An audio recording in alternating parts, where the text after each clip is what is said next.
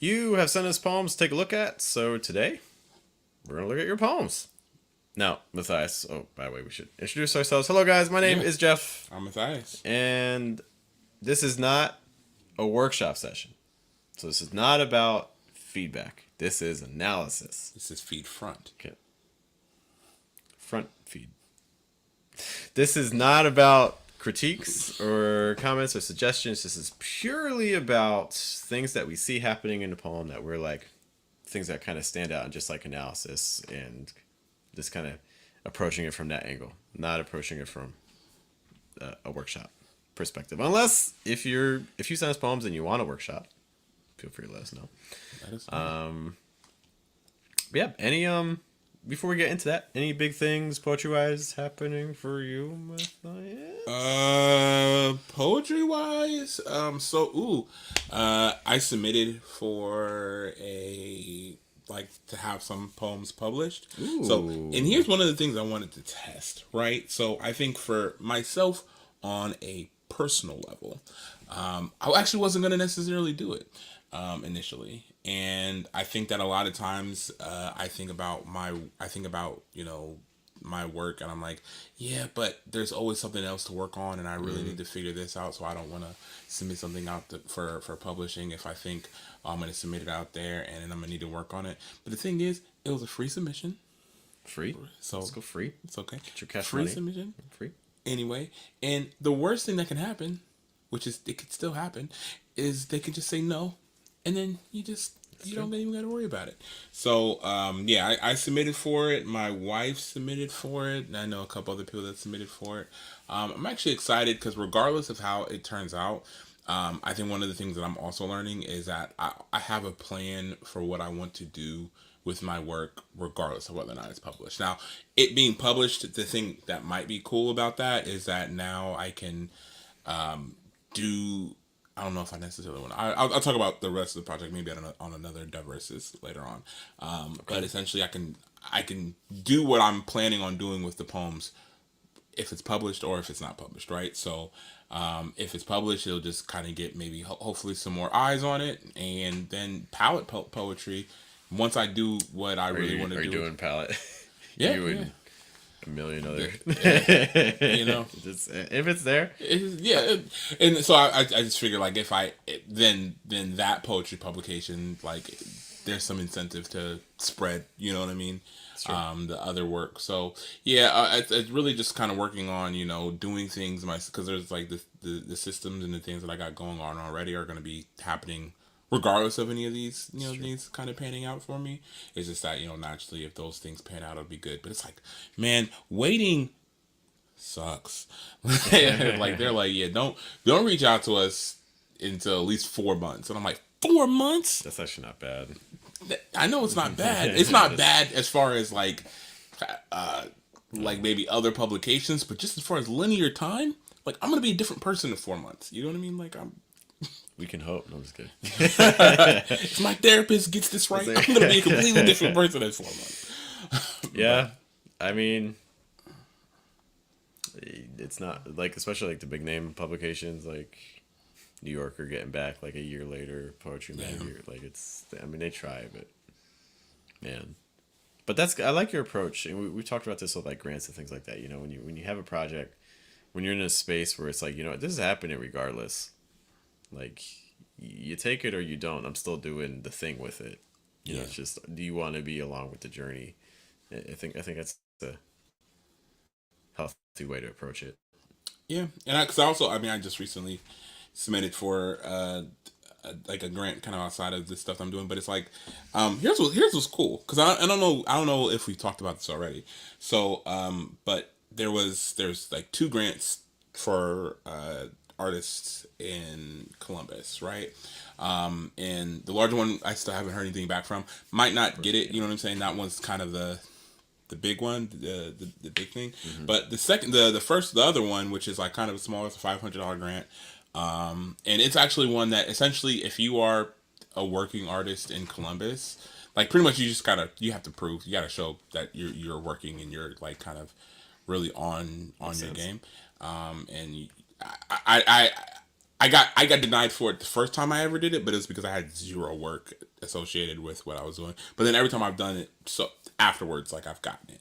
But just to say that everything that I need for the larger scale project, it like as far as equipment would come with like with is something that I already have now, right? And so that's one of the things that I'm really excited about because it's like on one angle, it's like I could do this, with a budget. It'll help because it's like I really want to make sure that people that I work with, I'm giving them more than just the opportunity value. You know what I mean? Because it's like everybody that I work with, and you can like if you go to like my photography or videography, it's like if they've had work with me like for one of my short film projects, I'm always like, and if you need headshots, you need this, you need this. It's like we're always exchanging, and so it's like it.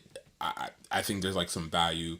There's some value in exchanging services. You know what I mean? Just depending on like as long as everybody's on the same page. So like there's always that. But I think ultimately, the goal is for sure to be able to be like, okay, I got this role for you, I got this part for you, and I really need you to study, I really need you to lock in with it, but you're getting paid. You know what I mean?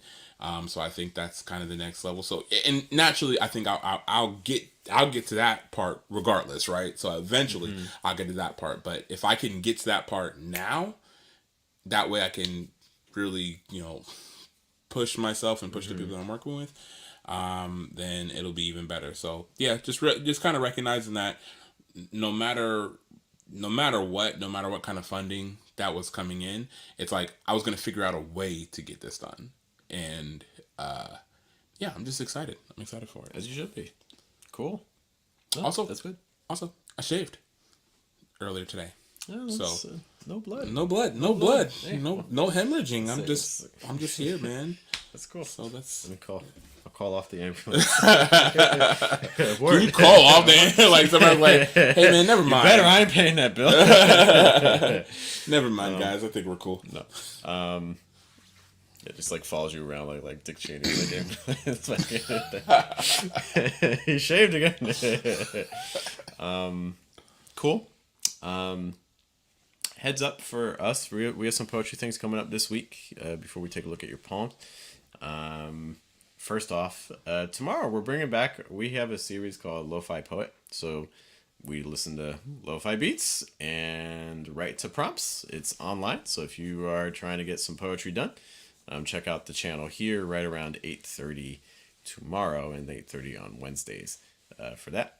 Just a heads up.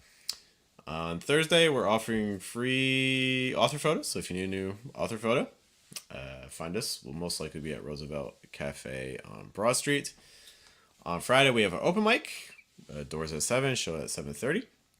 And then Saturday, every day is a poetry day. Saturday, we're partnering with the Southeast Branch Library to do a poetry workshop. This Saturday, isn't it? Yeah, to do a workshop on opening poems, first lines of poems, how to start a new poem, things like that. So that's coming up. Last things, a couple things in May. Just heads up on May. It's whatever that around the 11th, whatever that Saturday is. We're going to be at Third Way Cafe doing a morning open mic. So if you're man, open mics are too late. I want a morning thing. Well, this will be your fix. And then the day after that, I promise I'm done and we will jump to the poems, is on that Sunday we are going to the Streetlight Guild from 12 to 1:30 p.m. for a poet networking event. So if you're trying to just meet other poets and have a space to talk poetry with people. Connections. Yeah. So lots of things happening, some online and then some in person. Oh, what's up, buddy? We got an aunt. I might. Or an uncle. We don't know for sure. There's no way for us to tell. All right, I'm going to handle this, and I'm going to open up the poem. Give me... Okay. So while Jeff humanely handles the ant, one of the things I'm really excited for is the Saturday event because, I think as a poet and as a writer and really just somebody in community, I think that one of the things that I really look forward to is being able to work on poems and work on poems and specific aspects of poetry that that I'm struggling with or I'm just heavily engaged with at the time. So yeah, the workshop this Saturday at the library. You should visit. You should If you're visit around, us. it's far. It's Hang in like out with us. Groveport. It's like It's in 20, Groveport. I 30 mean, drives. Okay. what's a grove, right? I'm not gonna look it up. I refuse. On that note, and by the way, that was definitely not human. Unfortunately, I put it in the sink just for a minute, but apparently it was right into a bowl full of water. So I was like, oh, Oh my not gosh. humane. That was a failure. Ah, Yeah, sorry. I think the stream decks. Sorry, I had to check it after. Sorry, aunt or uncle, Okay. whichever one. Whichever one. This we're is- gonna. It's not working right now. It's not working. Yeah. Well, just imagine something you heard- sad. Yes. Imagine something sad in your heart. All right. So this is the poem. So this is the first poem we gotta start off. And again, we're just looking at the pieces, seeing what's going on. And so this piece was by J. Robinson Esquire or Esque. Are they lawyer? Yeah, I think Esquire. See, I thought that was Junior Oberson Esquire. Esquire means lawyer, right? It's a law thing. I think it's like a type of lawyer, because Denzel Washington was in the movie. He had Esquire as his name, and he was a lawyer. So if you know the answer to that, please tell us. don't leave us hanging. Don't leave us out. We need to know. Let me remove this ticker about so we can see the bottom of it. Okay, and desire. And one of the things that he actually made a comment on, he was kind of thinking about line breaks and things like that. So if we see opportunities for line breaks that could be interesting, we can point those out. I'll read this one. The title is Anxious for It. Have you wanted it so deeply that you deny yourself the pleasure of thinking about it, about what you're sure is selfish, breathless for a second chance, but also afraid you ruined it by the wanting, needing, as a clawing thing, not eager but anxious and unable to enjoy without the fear that it's wrong to have the desire? Thank you again to Jay. Thank you, Jay. Wait, no, it's Jay. Yeah. Yeah. I don't think it's Junior Robinson. I think it's Jay Robinson. You never know. Okay. Thanks, Junior. What kind of we'll kind of just do like maybe like a quick kind of line by line and just kind of go through again, not necessarily feedback, but just kind of things that stand out. So when you see the title Anxious for It, what do you think of Matthias? Title again, Anxious for It. Anxious for it. I think it's ambiguous enough because we're using it, right? So I don't know what we're referring to, and as a spoiler alert, I don't know that the poem is giving me more than the title, if that makes sense. So it's a little bit hard, and maybe I want to straddle the line between just observing and like critiquing or what have you. But it's just to me, the title doesn't give anything necessarily away, and it's also like the title is. It's not one of those situations where the title is like the first line of the poem. You know what I mean? Because like we have like the title, but then we enter in with a question. So yeah, I mean I don't know if I would say it needs work or anything of that nature. Maybe I'm just missing something, or maybe the point is for us to add in whatever we would be maybe anxious for. Maybe that's the point. I mean, I think having some sort of clear emotion, I think, is helpful from a reader's perspective. Though, again, we're not entirely sure why yet, but we know this is probably going to be kind of the central driving force. I guess the question is really kind of about the it and what work the it is doing versus, like, for instance, if the title were just like anxious for or just anxious. So I think that's kind of just something to consider. What is the work that it is doing? Because that then even continues to the next line, right? Like, have you ever? Have you wanted it? You know, what is the work that the pronoun it is doing? How is that forwarding what the poem wants in terms of the goal? Let's kind of go a couple lines in. Have you wanted it so deeply that you deny yourself? Punctuation is kind of interesting because it's like, have you wanted it, and then, I mean, I would imagine it being a different sentence because they're saying so deeply. So I think the way that Mm-hmm. you read it, in the way that I would imagine, it's like the way that I'm reading it. It was Mm-hmm. that's a continuous thought. Mm-hmm. And so, and you said that you said they asked about line breaks, right? Mm-hmm. So I think from what it's the way that it's being, the way that I'm looking at it, it's like they're just capitalizing the start of every single line. Oh yeah, I You know would what I agree. mean? Yeah, So yeah. I think that seems. I mean, this is yeah. that So also could be formatting just from like social media. I know a lot of times social media, if you move lines, they may just automatically put it caps, and you get tired of fighting against it. that's But true. yeah, okay. So yeah, I don't. So you don't take anything from that. You just I don't personally take a whole lot from that, unless it's a what's that thing called where it spells out something like spell check. shoot? No, like it's like the HSEYT, like it's spelling something. No, I don't think that's happening. Um, yeah, so I don't take anything from that personally. I think the line breaks for these first three lines are interesting. Like, have you wanted it so deeply that you deny yourself? Like that I like that opening contrast, like wanting something so much that you deny it versus wanting something so much that you lean into it. Yeah, but it's like I think it's an issue. That's interesting to put those two together because you said, "Have you ever wanted it so deeply that you deny yourself?" And so you're Mm-hmm. denying yourself something, Mm-hmm. and then next to it it says the pleasure of thinking about it, in which I'm like, I would assume that wanting it so deeply, like that kind of conjures the thought of like longing or like maybe some kind of painful Right. longing.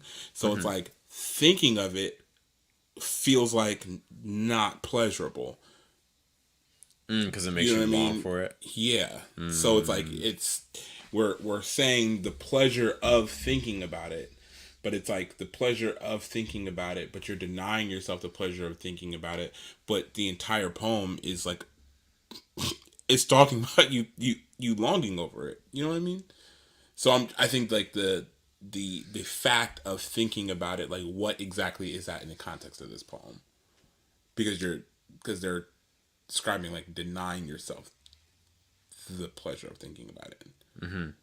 But But what pleasure is derived from you thinking about it that's not a painful longing that we're delving into? I mean, conversely, it could also be that the speaker doesn't actually know what this is like. I think the assumption is that the speaker is experiencing this, but maybe they're not experiencing this. Maybe they're witnessing someone else experience it, or something like that.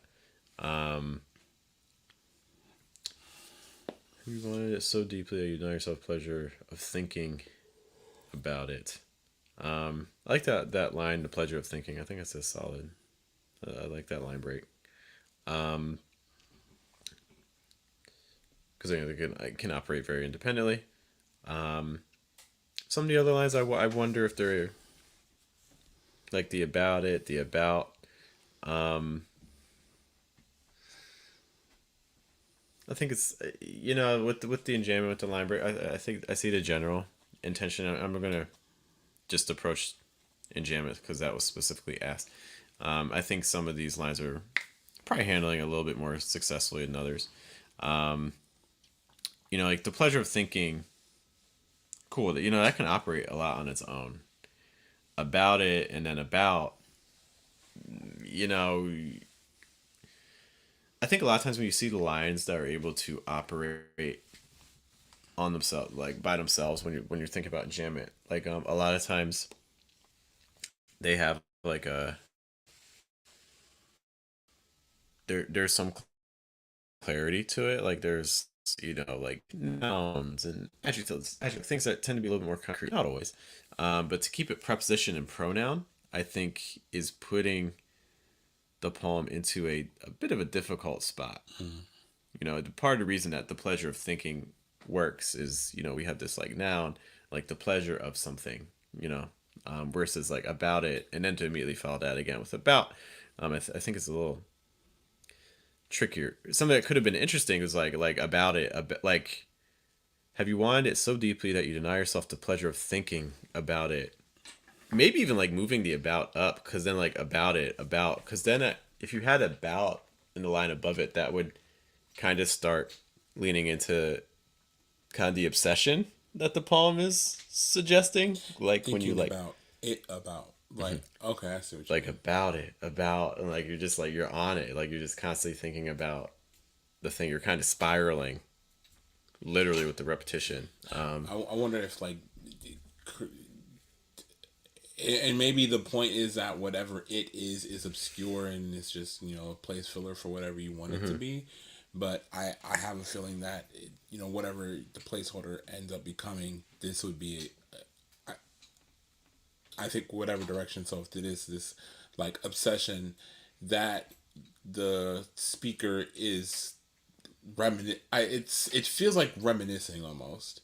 You know what I mean? Like it feels I like get that. oh man, like have you ever like done this and then think this and then, like so that's what it feels like. I feel like if you had a more concrete image to associate that with, you would. I think you'd have a stronger Yeah, I mean, positive. I think that's the tricky thing with it. Is it's hard to attach yourself to an it. That's exactly what Isaiah Thomas had an issue with the Lakers. It He's got signed to the Suns though, so this. good for him. All right. Congrats. Get your bag. Shout out IT. Yeah.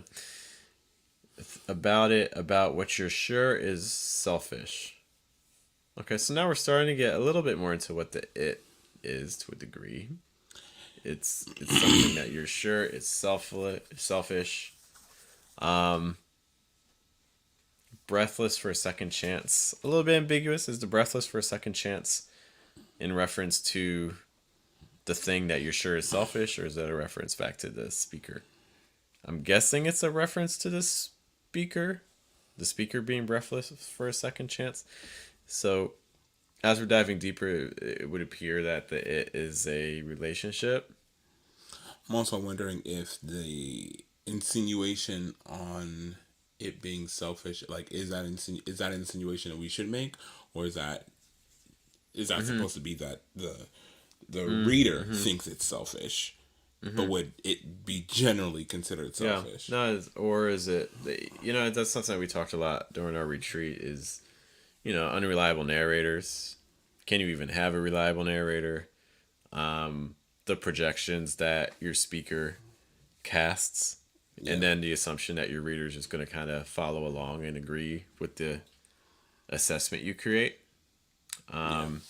So who's Yeah, the question is who's determining that it's selfish. What you're sure is selfish. So that would again suggest to me that this is a projection from the.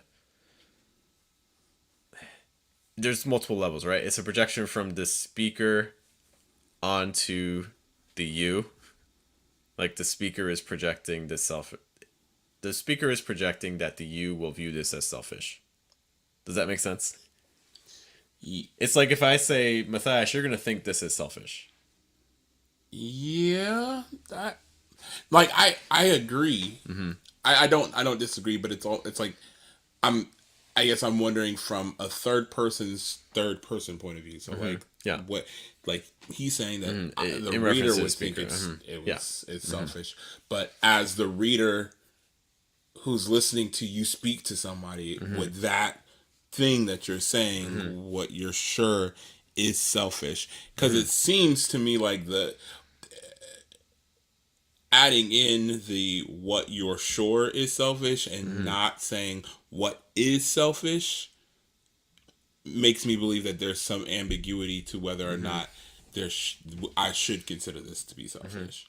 Do you see this as the speaker talking to a you, or do you see this as the speaker talking to themselves?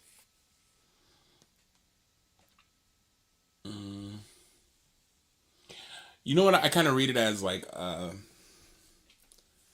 somebody giving, like they kind of start off like they start off speaking to a subject, but they end up reminiscing about their own experience Mm-hmm. with this through it. Mm-hmm. So essentially, they're talking to themselves, but they're speaking on or they're in conversation with their past self, who Mm-hmm. is an embodiment of the current other person that they're speaking to. Mm. You know what I mean? Like that, the other person is a reminiscent image of Okay. themselves. Mm-hmm. Mm-hmm. Breathless for a second chance. I'm interpreting that again as a relationship and a relationship that went south and why a second chance. Do you interpret it similarly or something different? No, I think I interpreted that Okay. pretty similar. Yeah. But also afraid you ruined it by the wanting, needing. So, breathless for a second chance, but also afraid you ruined it. Again, we're getting into this. It is causing a lot of ambiguities. Um, what is the it? Is the it the second chance or is the it the relationship? That's no, I see what you mean. You know, I don't. You know, I don't know how you feel about ambiguity. Like I think ambiguity in poems has a place, but I think at the same time, it's something you kind of have to navigate carefully because if it's too much ambiguity, then it's hard for your reader to enter because there's too many possible interpretations.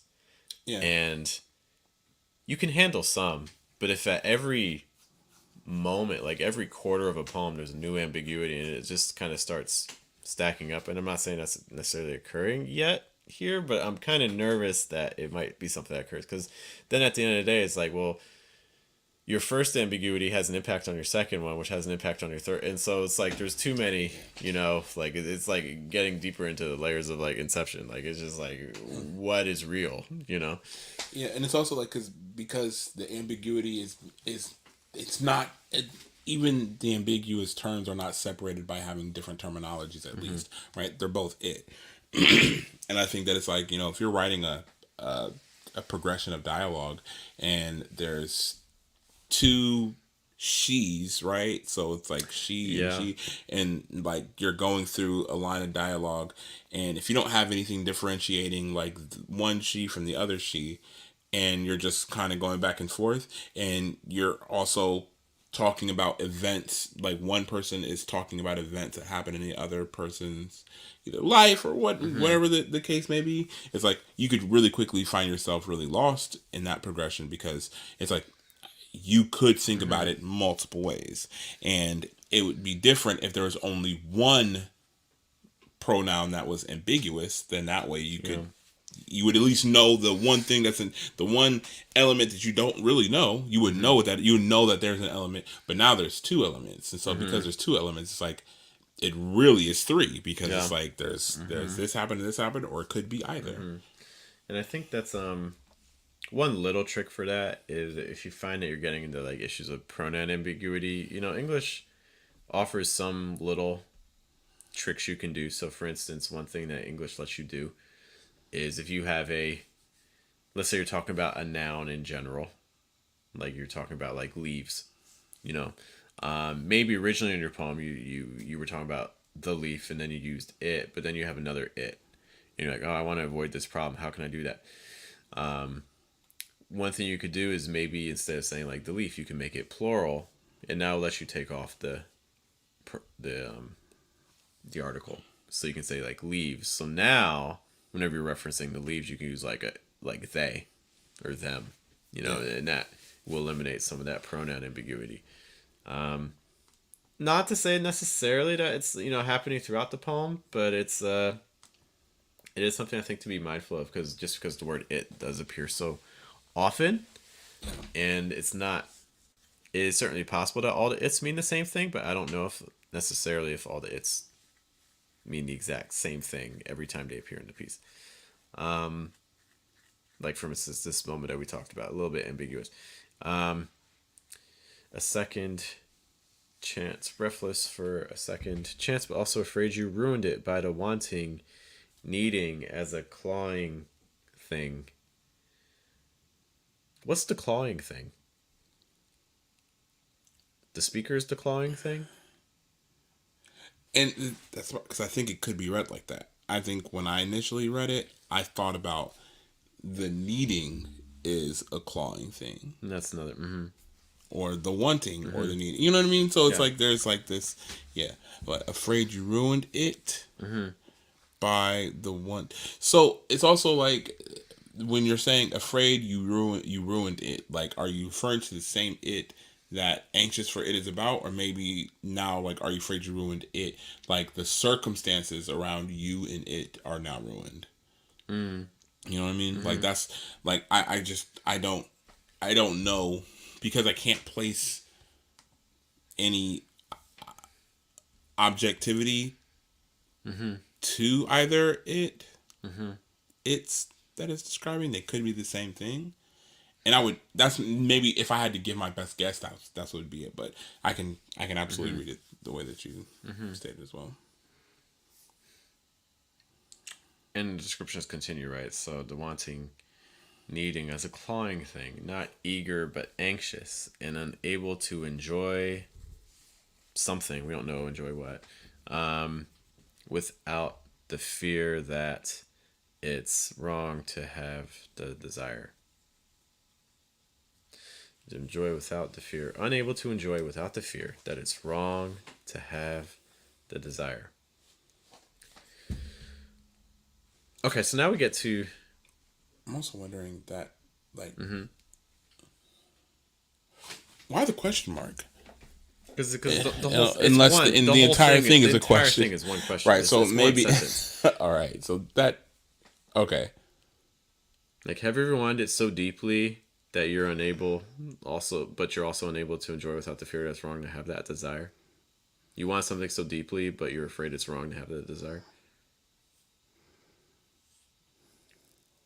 I feel like essentially that's kind of the big question. I guess it might be one big sentence, but it's like about what you're like. That's in a sentence. I mean, there's like it branches off in things, but the way I see it is there are these moments when I'm working with like students on like student essays. I tell students that, and I'm not to say that this poem is necessarily doing that, but I think it's just something that came to mind just when I seen the repetitions. I think one of the most dangerous words in an essay is the word "and," because the minute you add "and," you have just doubled your workload. Because if I say that this essay is going to talk about this and this, I have just doubled the amount of work I have to do. Because now I have to prove point A and I have to now prove point B. Do you want fish and chips? Yes. Yeah. It's a good deal. Jump on that. I mean, get it for sure. They just doubled the amount of food they're going to give you. And so, to tie it to poem, one of the things that I think is happening here is I think there are these moments where we are getting dilution a little bit. Deny yourself the pleasure of thinking about it.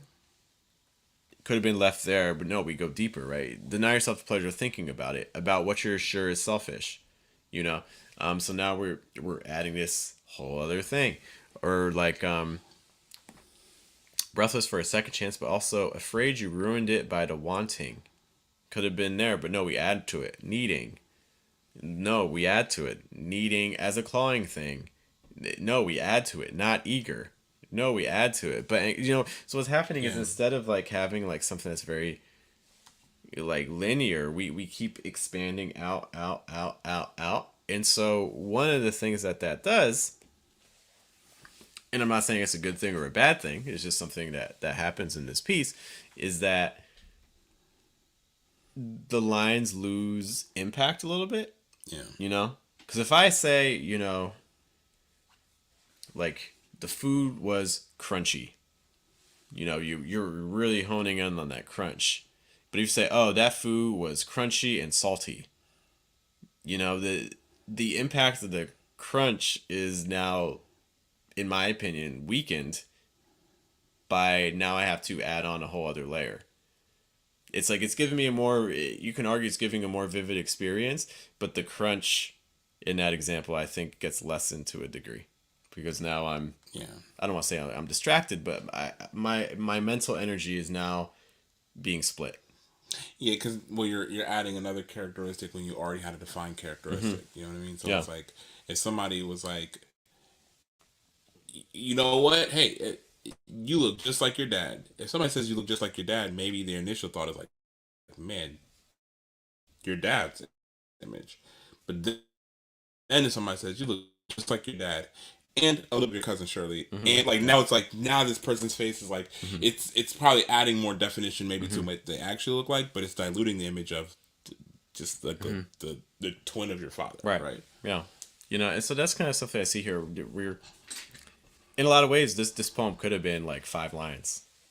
Have you wanted it so deeply, you deny yourself the pleasure of thinking about it, but also afraid you ruined it, and you're unable to enjoy without the fear that it's wrong to have the. That seems to me kind of like the central I agree. narrative.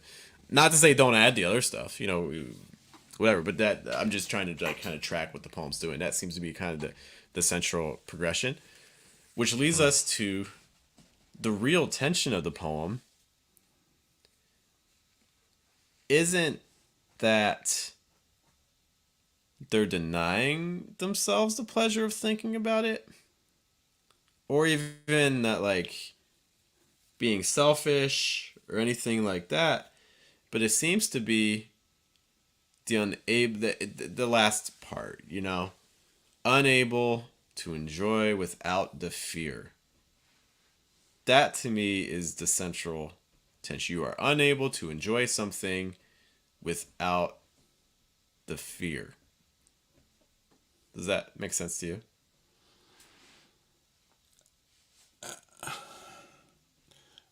I think I think as a concept like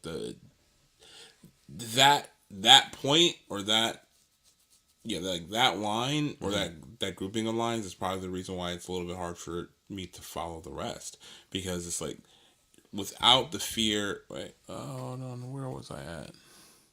It's a Clyde thing. Yeah, that it's wrong to have the desire, but it's like you're already denying yourself the pleasure of thinking. You know what I mean? Or like you think it's like I wanted it so deeply that I deny myself the pleasure of thinking. So is the pleasure of thinking or the thought of it, is that the thing that's wrong? Or is that the desire that you have, whatever that desire is that what's wrong? Because I think they're parsing them apart, which makes it a little bit hard to follow. Did what I say make sense? Uh-huh. To me, the central tension is unable to enjoy without the fear that's wrong to have desire. That, to me, that idea that you're unable to enjoy something because you're afraid that it's wrong to have that desire. To me, that's the central tension. Also because, and this is something that we've talked about before, and maybe you can guess. Remember how we talked about that when poems reveal what they really want to talk about, what do? Put them at the end. They put them at the end. Tend to put them at the end, but one of the things we talked about too is that there's all kinds of signals that often poets are doing in their poems that are signifying, oh, this is what my poem really wants to talk about. The examples we've given, my poem hasn't rhymed the entire time, but now that last 4 lines, I'm giving you rhyme. Or we've been abstract the entire time. We're going to be concrete, though, right at the ending. Or whatever the style is. What do you notice happening? All single word lines. I mean, just look at it. Just give it. Don't even like read it. Just give it the eye test. Yeah, because it doesn't even necessarily scale down. There's like other single word lines. It's as soon as we get to the central point. A couple of things. I mean, at the top, but it's not. I think it's not to this degree. Yeah, it's not to this degree. It's not one after the other. Not to this degree. Which is fine. Okay, I mean, in general, you expect that tension because it usually is coming around your turn point. So this would suggest we're also right around the turn as well. But then the question is it earned? Because this is a big claim. So let's talk about this claim. Garage Poets stopping by. What's up? Great to see you. Boston's in the house. So we have to decide, is this claim that's being made unable to enjoy without the fear that it's wrong to have the desire? Is that earned, or does this poem suggest that maybe he wants to explore more? Because what is causing the fear? Right, because you're also saying you wanted it so deeply that you deny yourself the pleasure of thinking it. So it's like you're denying yourself the pleasure of it, and I'm like, it's not insinuating that you're doing it because of some guilt surrounding you want it. It's just like, you're just denying yourself, and there's not. It's not. Mm-hmm. It doesn't insinuate that there's. Again, if there was something, if this was a concrete like picture, like if I knew exactly what you're talking about, maybe the rest of it distills, or maybe the way that you write the rest distills like into something like clear. But what's happening here is like, I think that because it's so abstract that it's like by the time you're getting to this last couple lines, like I haven't been able to put any kind of clear concrete thought to the concept of wanting something or whatever this is before. So now it's like, out of the fear that it's wrong to have the desire. Like I don't know what fear that you're associating with having the desire. So it's like the fear of fearing the desire. Yeah, I don't, because so fears appeared earlier in the poem, right? It appeared like also afraid you ruined it.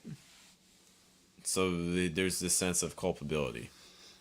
Okay. Garage Poets open mic, by the way, is check out the checks. It's letting us know about some things going on. If you got some dates and things like that, feel free to post them. New Jersey Poetry Renaissance. Yeah, that's a big claim. All right. It's a big claim. Right. So we see the word afraid come earlier, but the fear at the end is a little bit different, right? You're afraid you ruined the thing, but the real thing is that there's this fear that it's wrong to have the desire. Why does the speaker feel that it's wrong to have the desire? What would cause the speaker to reach that conclusion? But I don't even know that I think the speaker thinks it's wrong to have the desire, because this is also just a question. Right. So I don't know if the question is that out of fear that it's wrong to have the desire, or out of fear that the desire should have some moral implications to it. I don't know which one they're definitively saying, or if they're definitively saying either. So I think that sort of tension is something that might be worth exploring. By the way, more about the Garage Poets show. April 22nd, Malden, right outside Boston. Door 6:30. Nice early start. Look at that. Starting the show at 6:30. Get out by 9. 145 Pleasant Street. Get there. Get it. Anyways, we've dug a lot into that poem. Hopefully that analysis helps. Oh, they did ask again about line breaks.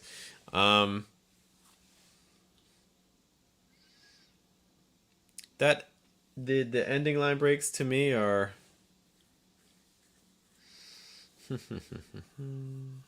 again, they indicate to me that the poem probably wants to keep going more than anything, and we're just kind of stopping ourselves short. Just to have that such a dramatic. It doesn't work. It doesn't work. Newsflash. Jeff wants a poem to be longer than it is. Jeff wants a poem. I think there's more to be said here. Its current length to being longer. Right. We haven't seen anything like this before, true. people. We haven't seen anything. This is brand new news. This is not okay.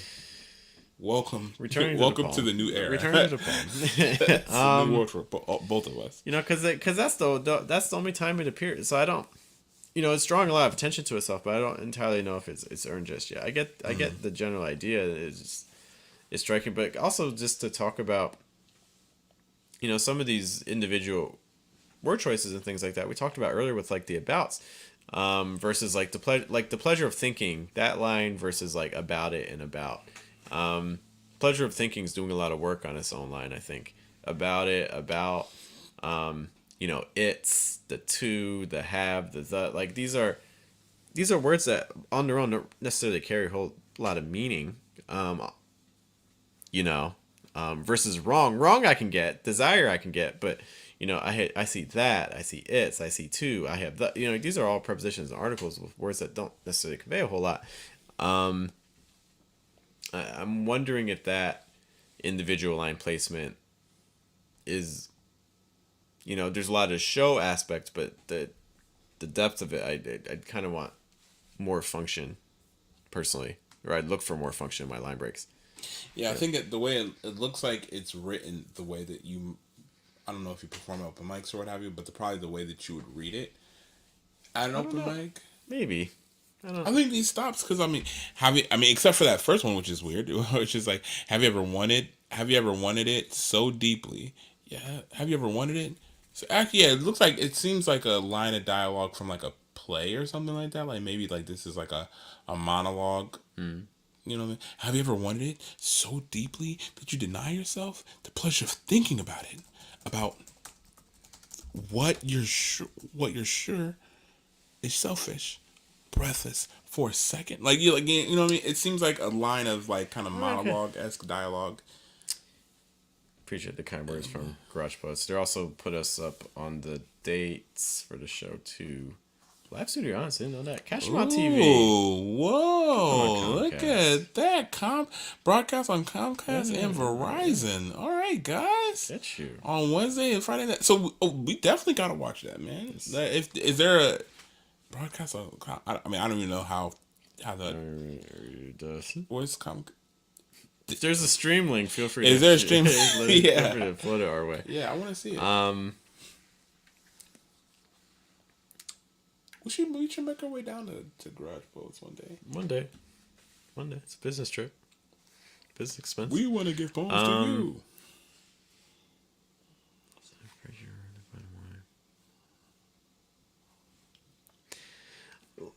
I guess last thing, just from an enjambment line break perspective.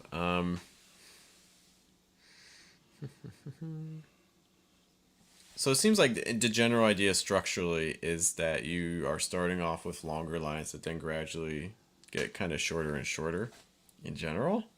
It's not necessarily always. It's kind of like going in and out and then committing to shorter.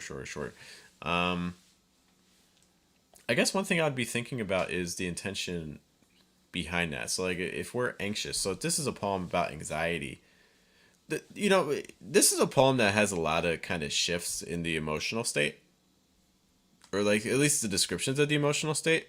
Okay. Garage Poets mentioning they can send a stream link even though it's broadcast local. Please just send me a reminder too, and we'll try to post it, like share it at a reasonable time. But so if I'm anxious, let's just kind of track the emotion. Like, so have you wanted it so deeply? So we start off, in one emotion. You want it so deeply that you deny yourself. Oh, we just took a curve there, right? The pleasure of thinking about it. Now I'm going another way. Now I'm denying myself. But then there's pleasure. And then you're going negative again, right? Because you're selfish, breathless. But then you also want the second chance. So then you're kind of going back one way. But you're also afraid. And you're needing and wanting. Not eager, but anxious. And unable to enjoy. And then you're going back into the fear, and then you're kind of sticking with that. I wonder if there's a way that the line breaks can kind of convey that kind of meandering from emotion to emotion. Because the current form probably isn't suggesting that tension a lot. That's one idea. There's a million ways to do line breaks, but that's kind of something I'll be thinking about. I don't know if this current the real short lines I don't like throughout might be undermining some of the things that the poem could be doing. Yeah, I think I would be exploring. Also, it's like, I mean, this is also where, when you think about, so right now we have it's one long stanza, right? This is also where, determining different stanza lengths could be helpful. Like, for instance, something we talked about in our poetry retreat, couplets a lot of times suggest balance. They suggest union. They suggest a solid relationship. 3 lines can suggest an imbalanced relationship. A single line can suggest really being single or things like that. So you might have some opportunities, especially in a poem that appears to be focusing on relationships, to kind of play around with different stanza lengths to kind of amplify what's going on.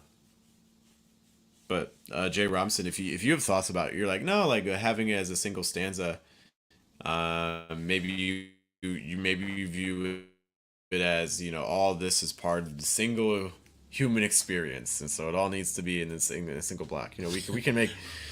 What would you say, like the singular human experience? If that's what your poem is about, Jay Robinson, Junior for short. I mean, you can make arguments for anything, but I think the key thing is, I don't even necessarily care what you argue. I just want you to have something to argue. You know what I mean? True. Like have a point that like I did this with intentionality. I see some intentionality, but I'm wondering if it could be amplified. Yeah. All right. That's a lot. It's a lot. Any other thoughts here, Matthias? No, that was it for me. Do you want to try squeeze in one more? Let's do it. I believe in us. And I believe in you. I mostly believe in us, though. I don't know. I don't know. Do you believe in us over here? Oh. I believe in you guys. Yeah. All right. And let's take a look at this one. It's big enough. All right, shorter one. This one by Mary Louise Naomi. That's interesting. I'm not used to seeing Naomi with an IE at the end, if I'm pronouncing it right. Maybe I'm seeing it with a... Well, is Naomi? Is he? That's how yeah. IE. I feel like I've seen it with just an I. Anyways, I don't even know if I pronounce it. It's now me. Mary Louise Naomi. Thanks for sharing your work. Matthias, did you want to read this one? Oh, sure. All right. Okay. Hold on. I gotta get my voice correct. Alrighty. Winter eulogies, penned in the aftermath of spring awakenings. Cheers in verdant greens. The birds are singing again. Good morning, they trill. Your window a stage, amphitheater of joy. Come eat, sing, rejoice. Oh, right. Thank you to Mary Louise for sending us this poem. Yeah, Pretty happy poem. I know. I really read it like a radio host in the evening, like an evening radio host for Smooth Jazz Station. So like watercolors or something like that on your series. A little bit. Welcome, Winter Eulogies. Oh well, I don't know, eulogies. No, but I think it's a really happy poem. No, I think the general mood here is happy. Like let's word choice is important. So let's go through emotions. Like if we're imagining, let's put our analysis hats on again. So like let's imagine that we want to find. Let's kind of do categories of positive, in general, like quote unquote positive emotions and quote unquote like negative emotions. So let's start with negative because I don't personally see as many negative emotions or negative word choices that suggest negative emotions. Word choices that suggest negative emotions. That's what I'm trying to say. Word choices that suggest negative emotions. you know, in a poem about different seasons in spring, winter I think carries a little bit of a heaviness to it. Eulogies. Eulogies for sure. I think without the context, because I think with the context, it becomes like vibrant and happy. Like I Yeah. would like this ascendance into vibrant happiness. Yeah. But you Yeah. know, because the first two words are winter eulogies, Right. you're in that initially. Right. Aftermath. Eminem's record label. Thank you. You're welcome. Besides that, anything else that kind of suggests heaviness? Not really.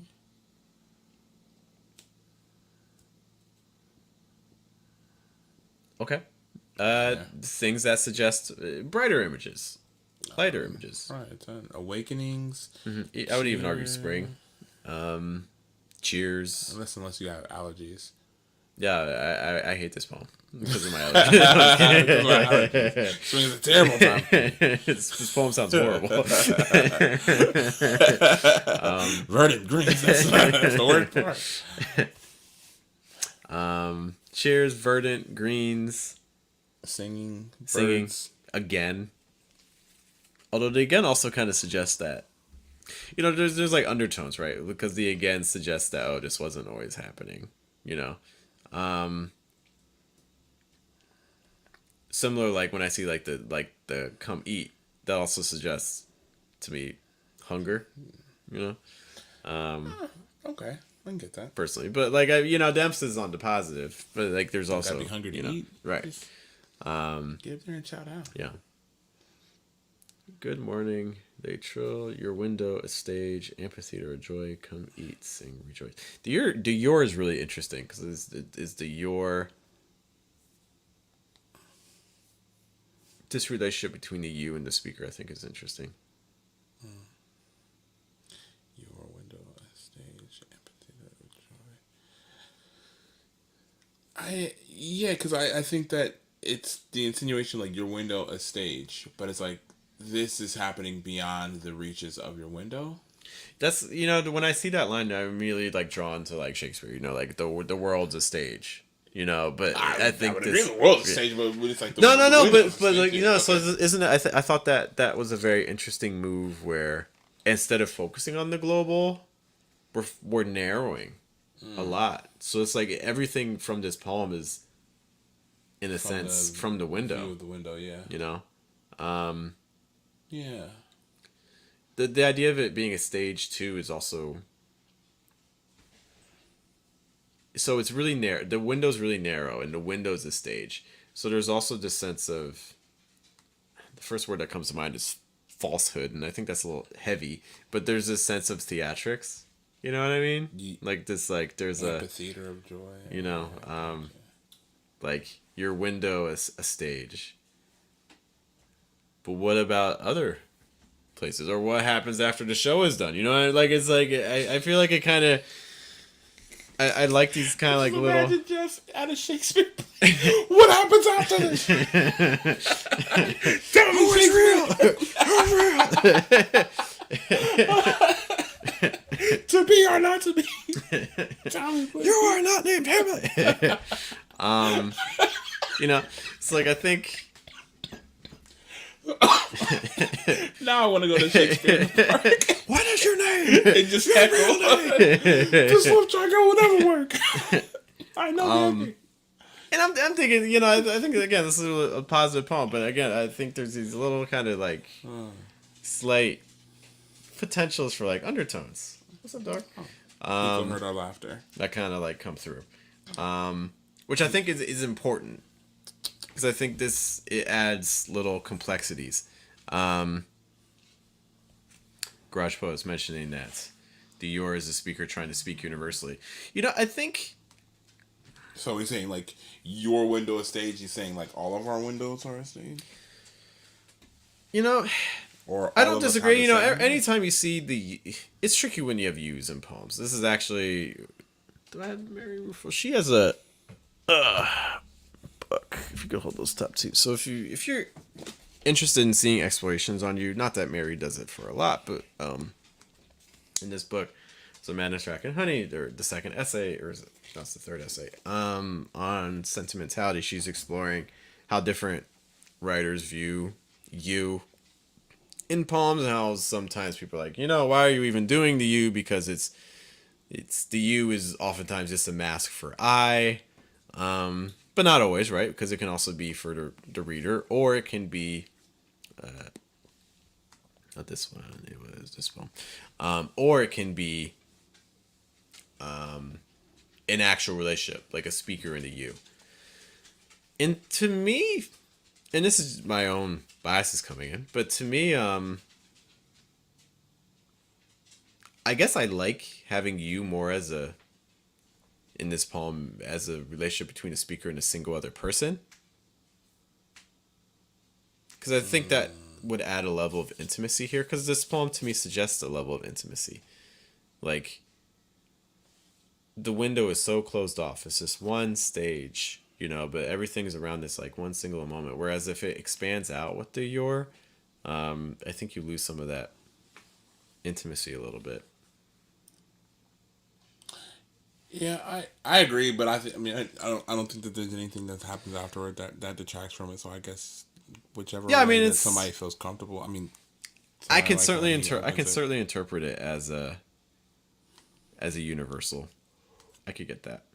But so much of the dialogue is so personal, though. The birds singing again. Good morning, they troll. Like, that feels like it's to an individual. Or, like, come eat, sing, rejoice. I'm not necessarily doing that to the whole world, because I can't fit everyone in here. You know what I mean? But, I can't deny it. Yeah, it could be more general. If the you is a single other person, I do wonder if that could be something, even with the title. Primavera. What's the actual definition of primavera? I'm gonna try to find a definition first. What else is standing out to you, Matthias, while I'm doing this search? I think it's an interesting use of quotation for "Good morning, day trill." With the capital M too. It's very It's very interesting. Like it feels like it's like it's like a title. You know what I mean? Like it's giving some kind of like prominence to the good morning, as if like they are some source of like a source in signal. Like it's saying like good morning is like as like a title to this scenario, as opposed to them saying good morning to you.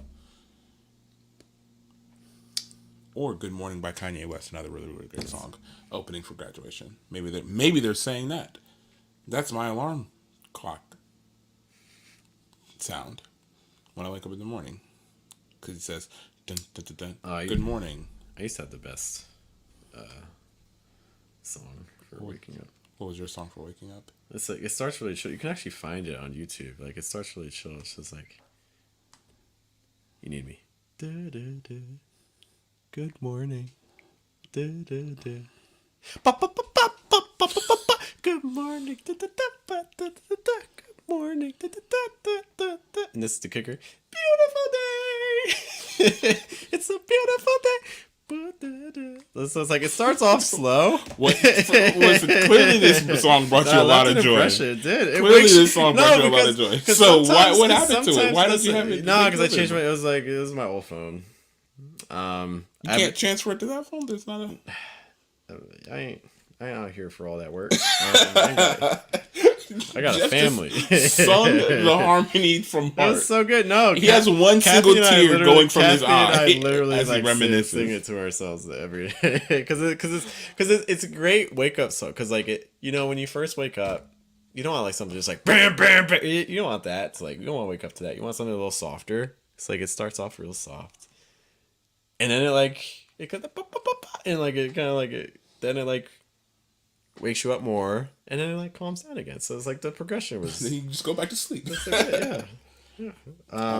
I feel like, okay, so like in "Good Morning," it's dun dun dun dun Dun, dun, dun, dun, dun, dun. Good morning, and it's telling me good morning.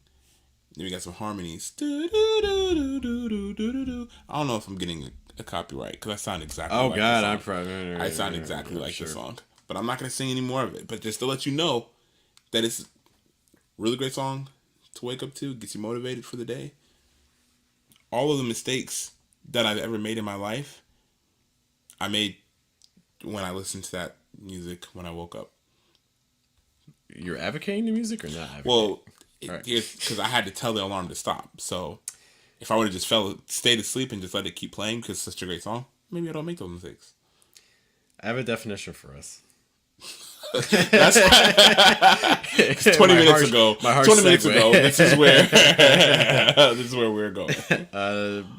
Primaveral, not surprisingly, of or pertaining to the early springtime. It sounded like a delicious pasta. I wanted dish. some. There's like a Primavera dish. Oh, nice. I was hoping for something that was a little more in depth than that, but that's fine. Because this relationship, I'll put it like that. Like I'm so curious because there's no other you're in the poem. There's no other person in the poem. We could have gone the entire poem without it. It could just like the windows. It literally could just said the window. It could even said window a stage. You could you know you didn't need the your, but we threw this your in there. So now I'm like, wait, what? Talking to me? This window? You Talking said? alarm songs, by the way. We got Sabotaged by the Beastie Boys up in here as well. Oh, nice. Okay. It's like, why this addition of the your? So it feels because it didn't appear anywhere else. It gets a lot of attention. It starts the stanza. It's capitalized. I know it's capitalized from grammar perspective, but at the same time, it's also capitalized. You know, Yeah. not that many words did get capitalized. So it's getting a lot of attention. Garage Poet saying yours isn't needed, confusing more than helps, but I think it's on to something though. Like I think, and this is a case where I think like titles are really helpful, and I'm not. This is gonna come off as a critique or like as like a feedback session, and our goal is really just analysis. But I want this title to do a lot more work because I think I'll put it this way: if you hide the title and you just read the poem, you already know that. Like you already know it's like a spring poem.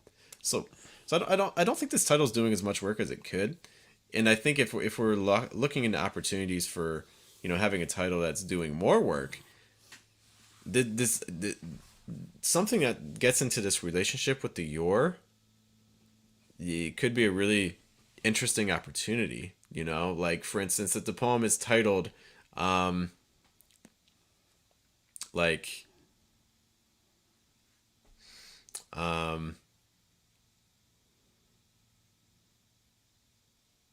like even if it was like on the Zoom call, or if it was a poem that was like like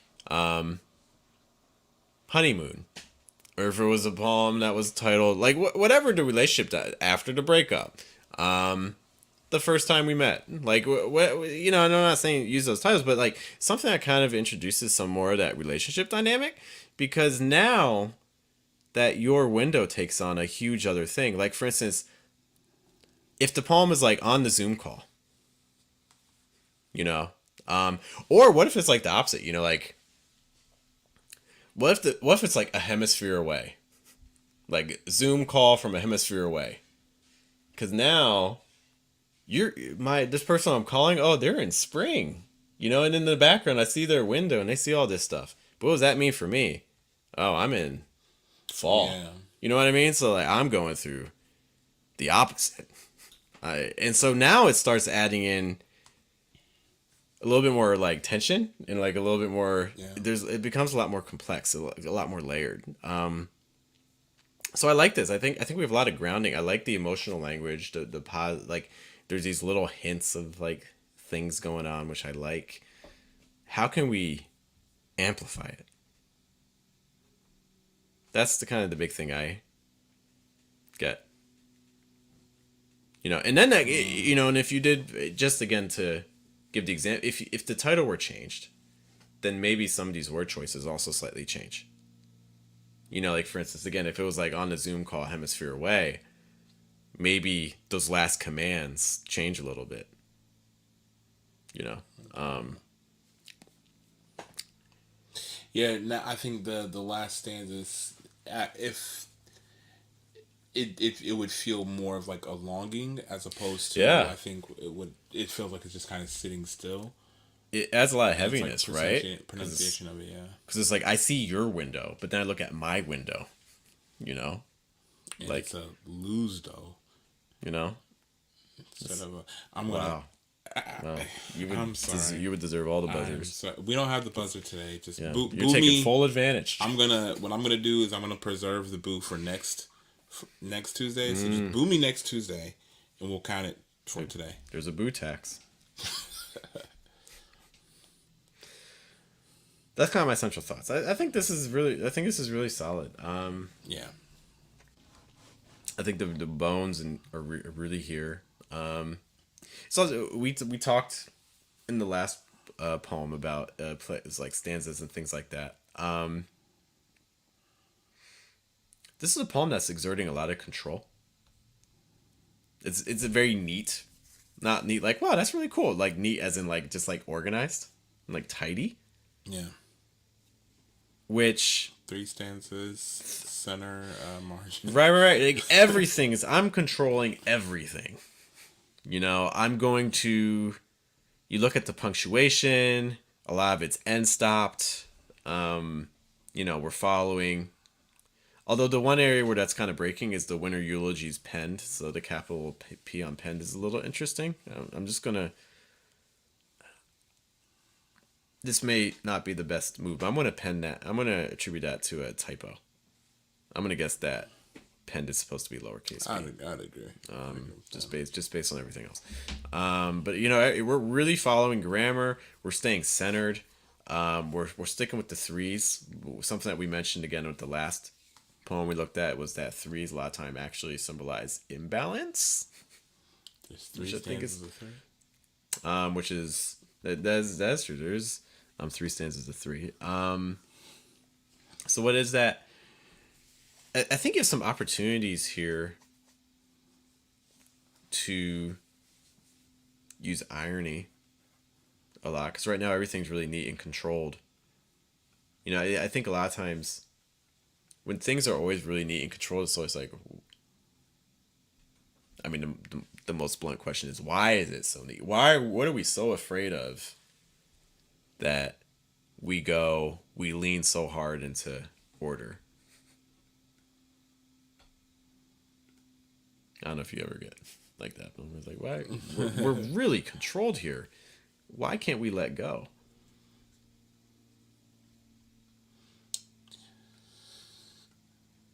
I mean, I might agree with you if. I don't know, because I think that I don't know that I think a lot of people aren't organizing their poems with that in mind, or maybe there is a subconscious. I agree that working. A lot of times people aren't necessarily consciously just like the way thinking that I about think that. poems are supposed. A lot of people they've always seen poems written like that. So I mean, I get the excuse. I don't buy the excuse, but I get the excuse. I understand where it's coming from, but I think citizen, I understand the excuse, but I don't know. Like I think poems are really interesting explorations into how we feel about things. My emotions. So I think this is nice and pleasant. I'm wondering if the tensions need to be.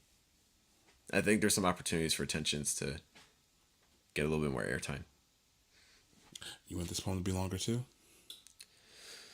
That's one of the things I was looking at with this is, and I think the staging is interesting. You look at it. There's not necessarily progression in the poem, right? Sure. It's all caught in a moment. And so when there's not progression, it always is like, okay, well, how are we determining the ordering?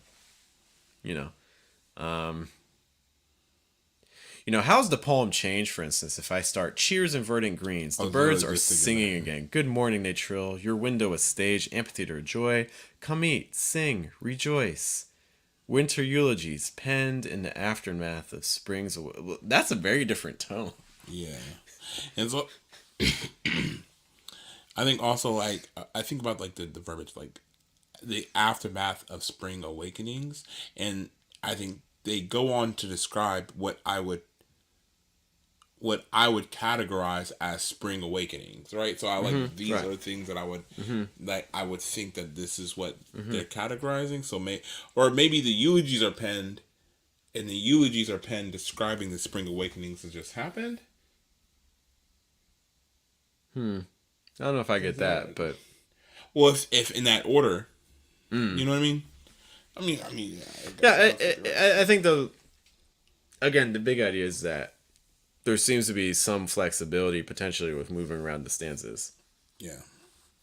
Just because again, there's not really a It doesn't lose progression. anything. Yeah, it just opens up different nuances. Like, oh, that's interesting, and then you flip it. Like, oh, that's interesting, and then you flip it again. It's like, oh, that's interesting.